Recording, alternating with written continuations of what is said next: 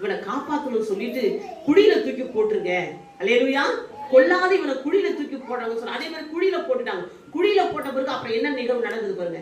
படிமா 20 படி, இது 28 படி, 26 படி. அப்பொழுது யூதா தன் சகோதரரை நோக்கி, நாம் நம்முடைய சகோதரனை கொன்று அவன் ரத்தத்தை மறைப்பதினால் லாபம் என்ன? 28 படி. அந்த வர்த்தகரான மீதியானியர் கடந்து போகிறது போது அவர்கள் யோசேப்பை அந்த குழியிலிருந்து தூக்கி எடுத்து அவனை இஸ்மவேலர் கையில் 20 வெள்ளிக்காசுக்கு விற்று போட்டார்கள். ஆமென். அல்லேலூயா. குழியில போட்டுட்டு வந்து சாப்பிட உட்கார்றாங்க. அப்ப இஸ்மவேலர் வந்து அந்த வழியாய் போய் கொண்டிருக்கிறாங்க அந்த காட்டுல. உடனே யூதா என்ற ஒரு மனுஷனை கர்த்தர் எழுப்புறாரு. யூதா மனசுல கர்த்தர் பேசி, இவன் சும்மா லாபமே கிடையாது, குழியில போட்டா அதனால நமக்கு என்ன லாபம் கிடையாது, இஸ்மவேலர் கிட்ட 20 வெள்ளி காசுக்கு இவனை வித்தலாம். போட்டவங்களே என்ன பண்ணாங்க, தூக்கி எடுத்துட்டு இஸ்மவேலருக்கு இவனை விற்று போட்டார்கள். அல்லேலூயா. சற்று யோசிச்சு பார்ப்போம். இவனுடைய வாழ்க்கையிலே நலம் விசாரிக்க வந்த தம்பியுடைய வாழ்க்கையிலே அவர்கள் எவ்வளவாய் சதி போட்டார்கள், சதி நினைத்தார்கள். அல்லேலூயா. அவர்கள் தூக்கி அவனை குழியிலே போட்டார்கள். அந்த குழி பாழடைந்த கிணறு, அதுல தண்ணீர் கிடையாது. அவனை ட்ரெஸ் அவுத்து, ட்ரெஸ் எல்லாம் உருவிட்டாங்க, போட்டு சட்டையெல்லாம் உருவிட்டாங்க. உருவி அதுல ஒரு ஆட்டை வெட்டி அதை ரத்தத்தெல்லாம் கலந்து மிருகம் கொண்டு போட்ட மாதிரி ஒரு அப்பா கிட்ட சொல்றதுக்காக அதை பிளான் போட்டு எடுத்து வச்சுட்டு அவனை கொண்டு போய் குழியில போட்டுட்டாங்க.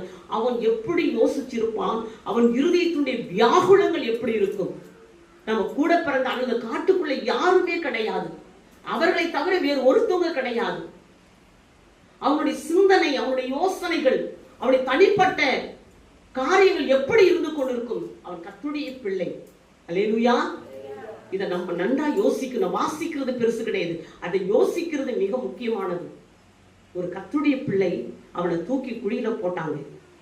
மறுபடியும் குழியில போட்டவர்களை தூக்கி எடுத்து 8வது தேசம், எகிப்து தேசம் 8வது இடத்துல இருந்து இஸ்மவேலர் வராக சொல்லி 20 வெள்ளி காசுக்கு வித்துட்டாங்க. கண்ணு யாருக்கும் தெரியாத அண்ணன் தம்பியும் கூட அப்பா கூட எவ்வளவு ஒரு சந்தோஷமா இருந்த பிள்ளையை தூக்கி வித்துட்டாங்க.